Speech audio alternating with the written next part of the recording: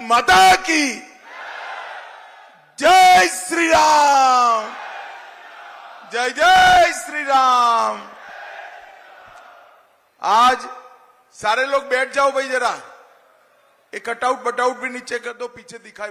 यहां पर भी सारे लोग बैठ जाओ, जरा बैठ जाइए भाई, मीडिया वाले भी बैठ जाए, जरा आपका डंडा ऊपर रखो, बैठ जाओ सारे लोग। पीछे माताएं बहनें बैठी है, बैठ जाइए भाई। सिक्योरिटी के लोगों को आगे आने दे, पहली रेलिंग तक सबको आगे आने दो। बाहर खड़े हैं वो भी अंदर आ जाए, जरा पहली रेलिंग तक आने दो सबको। बाहर खड़े हैं वो लोग भी अंदर आ जाए जरा।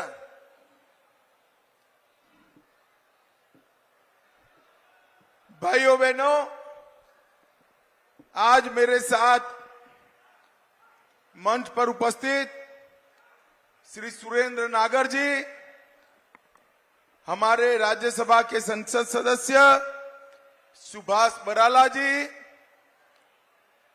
कमल गुप्ता जी, बिशंबर वाल्मीकि जी, रणबीर सिंह गंगवा जी, श्री कुलदीप बिश्नोई जी, डॉक्टर वत्स साहब, राव नरवीर जी, स्वामी सुमेगानंद जी, डॉक्टर आशा खेदड़ जी, विनोद बयाना जी, श्री भव्य बिश्नोई जी, श्रीमती सावित्री जिंदल जी, छत्तरपाल जी, वेद नारंग जी, टेकराम कंडेला जी, गौतम सरदाना जी, अमरपाल जी, और आज जिनको जिताने की अपील करने के लिए मैं आया हूं, श्रीमान चौधरी रणजीत सिंह जी। रणजीत सिंह जी खड़े होइए, सभी लोग ताली बजाओ जरा रणजीत सिंह के लिए।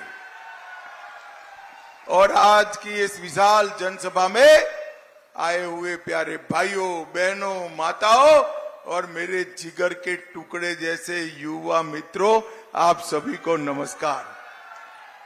भाइयों बहनों, आज जब मैं हिसार आया हूं तब सबसे पहले अग्रोहा धाम को प्रणाम कर कर मेरी बात की शुरुआत करना चाहता हूं। बम्बोरी माता मंदिर, काजला मंदिर, बाबा शीतलनाथ को भी प्रणाम करता हूं।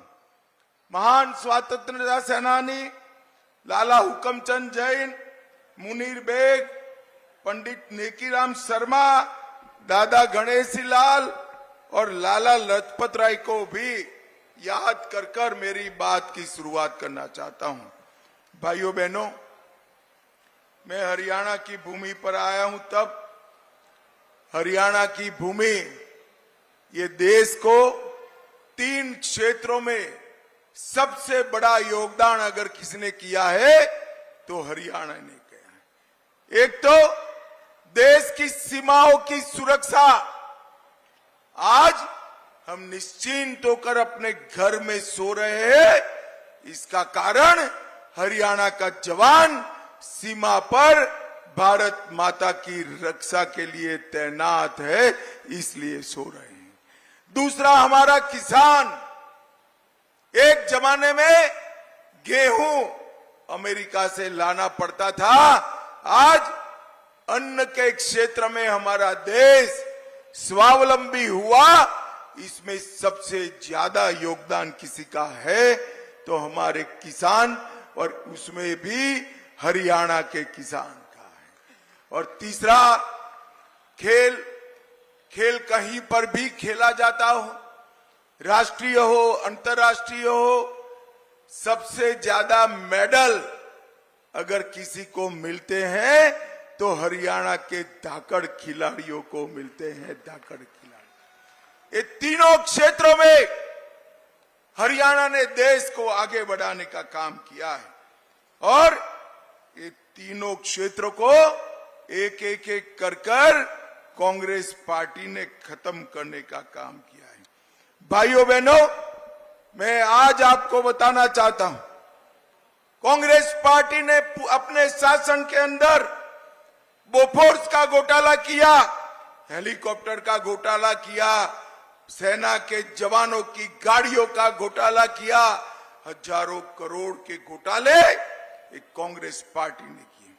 किसानों के लिए भी फर्टिलाइजर का घोटाला, चावल का घोटाला, फूड के स्कैम का घोटाला और खेलों में कॉमनवेल्थ गेम का घोटाला। ये तीनों क्षेत्र जो हरियाणा को आगे बढ़ाते हैं, तीनों क्षेत्रों में कांग्रेस पार्टी ने अपना घर भरने का काम किया है। जब मोदी जी ने आते ही सबसे पहले 1 रैंक 1 पेंशन का काम कर 1,20,000 करोड़ सेना के जवानों के अकाउंट में सीधा भेजने का काम नरेंद्र मोदी जी ने किया और 20 लाख करोड़ का अनाज एमएसपी पर खरीदा। सबसे ज्यादा अनाज आजादी के बाद अगर एमएसपी पर किसी एक सरकार ने खरीदा है तो वो भारतीय जनता पार्टी की नरेंद्र मोदी सरकार ने। और हरियाणा में तो भाजपा सरकार ने भावांतर योजना से कोई क्रॉप नहीं छोड़ा जिसमें कोई फायदा किसान को न मिलता हो। और खेलों के बजट में मोदी जी ने 3 गुना बढ़ोतरी की, स्टेडियम बनाए, नए कोचेस लाए और खिलाड़ियों के मानदेय के अंदर भी बढ़ोतरी करने का ऐलान किया। और हरियाणा वालों सुन लो, 2036 में मोदी जी ओलंपिक भी यहां पर हमारे देश में लाने वाले हैं। मोदी जी ने तीनों क्षेत्र को आगे बढ़ाना का काम किया और कांग्रेस ने तीनों क्षेत्र को बर्बाद करने का काम। भाइयों बहनों, ये चुनाव जो हो रहा है इसमें 2 खेमे पड़े। एक खेमे में 12 लाख करोड़ का घपला, घोटाला, भ्रष्टाचार करने वाली कांग्रेस पार्टी है और दूसरे खेमे में 23 साल तक मुख्यमंत्री, प्रधानमंत्री रहकर भी जिस पर 25 पैसे का आरोप नहीं है, ऐसे हमारे नेता नरेंद्र मोदी है। नरेंद्र मोदी एक और चांदी की चम्मच के साथ पैदा हुए राहुल बाबा है तो दूसरी ओर गरीब चाय बेचने वाले के घर में पैदा हुआ नरेंद्र मोदी है। नरेंद्र मोदी एक और थोड़ी गर्मी बढ़ते ही थाईलैंड और बैंकॉक चले जाने वाले, छुट्टी पर चले जाने वाले राहुल बाबा है। भाइयों बहनों, मेरी बात याद रखना, मैं भी हूं, आप भी हो। 6 तारीख को, जैसे ही 4 को परिणाम समाप्त होगा, 6 तारीख को राहुल बाबा वैकेशन पर चले जाएंगे, वैकेशन पर चले जाएंगे। और दूसरी ओर 23 साल से एक दिन की भी छुट्टी लिए बगैर दीपावली के दिन भी सेना के जवानों के साथ मिठाई खाने वाला नरेंद्र मोदी है।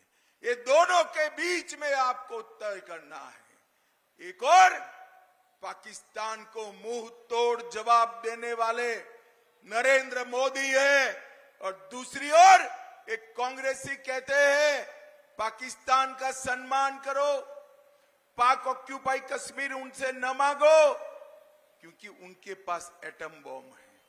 अरे मुझे बताओ हिसार वालों, ये पाक ऑक्यूपाई कश्मीर हमारा है या नहीं है? अरे जोर से बोलो, है या नहीं है?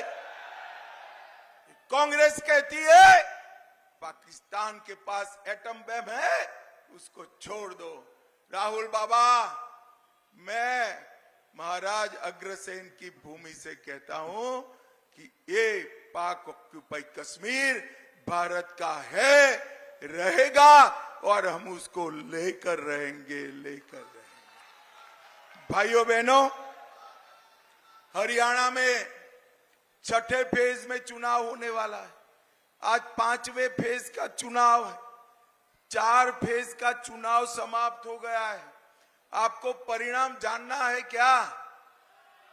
जानना है तो सुन लो। 4 फेज में नरेंद्र मोदी जी 270 सीटें प्राप्त कर बहुमत प्राप्त कर चुके हैं और 5वें, 6ठे, 7वें ने 400 पार कराना है। और मैं आज कहता हूं इस साहजादों और दामादों वाली कांग्रेस को 40 सीट भी नहीं मिलने वाली है। 40 सीट भी नहीं। भाइयों बहनों, कांग्रेस पार्टी के साहजादे राहुल बाबा ने 24 के चुनावों की शुरुआत भारत जोड़ो यात्रा से की थी। मैं आज आपको कहकर जाता हूं 4 जून के बाद राहुल बाबा को कांग्रेस ढूंढो यात्रा निकालनी पड़ेगी। कांग्रेस ढूंढो यात्रा, दूरबीन लेकर भी कांग्रेस दिखने वाली नहीं है। 24 के चुनाव में सिरसा से लेकर सोनीपत तक, पंचकुला से पलवल तक और हर जगह मोदी जी का विकास का कमल खिलने वाला है। भाइयों बहनों, ये 10 साल में सबसे तेजी से विकास करने वाले राज्यों में से हमारा हरियाणा है। हरियाणा की आर्थिक विकास दर 8% है। जीएसटी सबसे ज्यादा प्रति व्यक्ति हरियाणा कलेक्ट करता है। ईज ऑफ डूइंग में हरियाणा टॉप पर है। 400 विश्व की फॉर्च्यून कंपनियों के कार्यालय अपने गुरुग्राम में बने हैं और खाद्यान्न देने में देश में हमारा दूसरा नंबर, दूध में तीसरा नंबर और सामाजिक सुरक्षा का पेंशन हरियाणा में पूरे देश में सबसे ज्यादा दिया जाता है।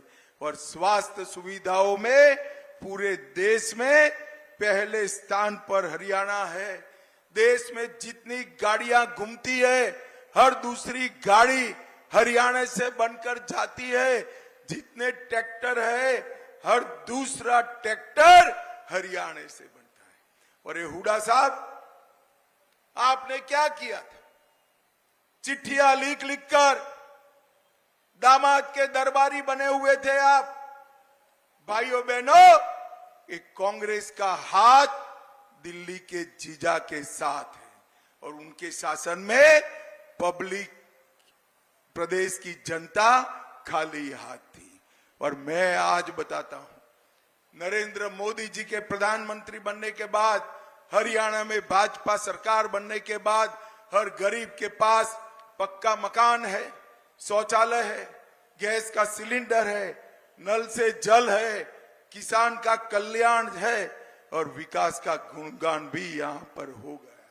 भाइयों बहनों, दरबारी, दामाद और डीडल्स की ये सरकार थी, इसकी जगह लोक कल्याण की सरकार नरेंद्र मोदी जी लाए हैं। मुझे बताओ हिसार वालों, अयोध्या में राम मंदिर बनना चाहिए था या नहीं बनना चाहिए था? अरे जोर से बोलो जरा, बनना चाहिए था या नहीं बनना चाहिए था? 70 साल तक ये कांग्रेस पार्टी राम मंदिर को अटका कर रखी, लटका कर रखी, भटका कर रखी। आपने मोदी जी को दूसरी बार प्रधानमंत्री बनाया, 5 ही साल में केस भी जीता, भूमि पूजन भी किया और 24 जनवरी को प्राण प्रतिष्ठा कर जय श्री राम कर दिया। और माताओं, भाइयों बहनों, जब ये प्राण प्रतिष्ठा का निमंत्रण राहुल बाबा, सोनिया गांधी और प्रियंका गांधी को दिया गया, वो प्राण प्रतिष्ठा में नहीं गए। क्यों नहीं गए भाई? मालूम है आपको क्यों नहीं गए? मैं बताता हूं, वो डरते हैं अपनी वोट बैंक से। और हिसार वालों, यहां बैठे हो ना, आप लोग उनकी वोट बैंक नहीं हो, उनकी वोट बैंक वो घुसपैठिए है, घुसपैठिए उनकी वोट बैंक। उनके डर से राम महोत्सव में नहीं गए और आज देश में सवाल खड़ा कर रहे हैं। भाइयों बहनों, मुझे बताओ, ये कश्मीर जो है हमारा है या नहीं? जोर से बोलो, है या नहीं है? धारा 370 हटनी चाहिए थी या नहीं हटनी चाहिए? 70 साल तक एक कांग्रेस पार्टी धारा 370 को संभाल कर बैठी, एक अनौरत संतान की तरह अपनी गोदी में खिलाती रही। मोदी जी आए और मोदी जी ने धारा 370 को 5 अगस्त 2019 को समाप्त कर दिया और कश्मीर को हमेशा के लिए भारत का हिस्सा बना दिया। और नरेंद्र मोदी जी ने इस देश से आतंकवाद को समाप्त किया, नक्सलवाद को समाप्त किया है। एक जमाना था, सोनिया मनमोहन की सरकार थी, आए दिन पाकिस्तान से आलिया मालिया जमालिया आते थे, घुस जाते थे, बम धमाके करते थे और मनमोहन सिंह जी कुछ नहीं बोलते थे। नरेंद्र मोदी की सरकार बनी, उरी और पुलवामा में हमला किया और इस 10 ही दिन में मोदी जी ने सर्जिकल स्ट्राइक और एयर स्ट्राइक कर पाकिस्तान के घर में घुसकर आतंकवादियों का सफाया करने का काम नरेंद्र मोदी जी ने किया। भाइयों बहनों, मोदी जी ने सभी को, पूरे देश को कोरोना का टीका लगाकर सुरक्षित किया। हिस्सार वालों, आप सभी को टीका लगा है या नहीं लगा है? जरा जोर से बोलो, लगा है या नहीं लगा है भाई? और ये राहुल बाबा उस वक्त मजाक करते थे कि मोदी टीका है मत लगाओ। और मैं आज देश की जनता को पूछना चाहता हूं, इनका मानकर टीका न लगाया होता तो आज देश कोरोना से सुरक्षित होता क्या? जोर से बोलिए, होता क्या? राहुल बाबा, कोरोना जैसी महामारी में आपने राजनीति करने का, ओछी राजनीति करने का काम किया है। भाइयों बहनों, मोदी जी ने दुनिया में भर में वैक्सीन पहुंचाया। आज दुनिया की फार्मेसी भारत बना हुआ है। भारत का नागरिक कोई भी युद्ध में फंसा हो, बाहर निकालने का काम नरेंद्र मोदी जी ने किया है। आज यूपीआई का डंका पूरे भारत में बज रहा है। चंद्रयान पहुंचाने का काम हमारे मोदी जी ने किया है। भाइयों बहनों, एक कांग्रेस पार्टी हार को देखकर झूठ के आधार पर जीत प्राप्त करना चाहती। वो कह रहे हैं कि मोदी जी को 400 सीट मिलेगी तो मोदी जी आरक्षण हटा देंगे। मैं आज कहकर जाता हूं, जब तक भारतीय जनता पार्टी का एक भी सांसद है, हम आरक्षण को नहीं हटने देंगे, नहीं हटने देंगे, नहीं। भाइयों बहनों, और एक कांग्रेस पार्टी ने मुसलमानों को आरक्षण दिया है। हम 400 सीट आप दिला दो, एक गैर संवैधानिक आरक्षण को समाप्त करने का काम भी भारतीय जनता पार्टी की सरकार। भाइयों बहनों, राहुल बाबा कहते हैं कि कांग्रेस की सरकार आएगी तो ट्रिपल तलाक वापिस ले आएगी। आपको ट्रिपल तलाक वापिस लाना है क्या? जरा माताएं बहनें बोले, लाना है क्या? भाइयों बहनों, पूरे हरियाणा के अंदर ढेर सारे विकास के काम मोदी जी ने करे हैं।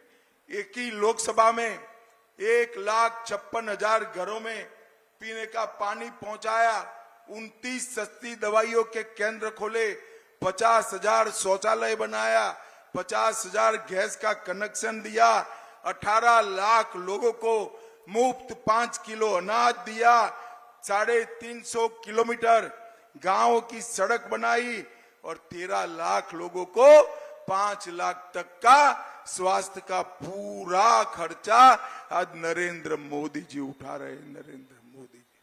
भाइयों बहनों, आप रणजीत सिंह जी को जब जिताएंगे, इनके नाम के सामने कमल का निशान है, उस पर आपको बटन दबाना है। मगर मैं बताकर जाता हूं, रणजीत सिंह के नाम के सामने जो कमल का निशान दबाएंगे, वो वोट सीधा नरेंद्र मोदी को प्रधानमंत्री बनाने के काम में आने। भाइयों बहनों, मुझे बताओ, आने वाले दिनों में जब 25 तारीख को चुनाव होगा, कमल के निशान पर आप बटन दबाएंगे क्या? अरे जोर से बोलो, दबाएंगे? रणजीत सिंह जी को जिताएंगे? 400 पार कराएंगे? हरियाणा की सभी सीटें मोदी जी की झोली में डालेंगे?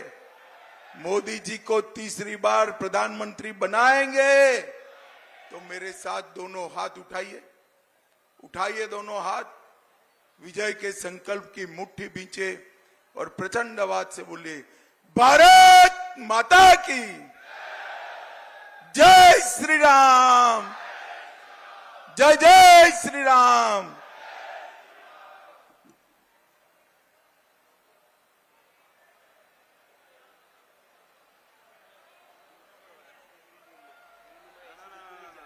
वही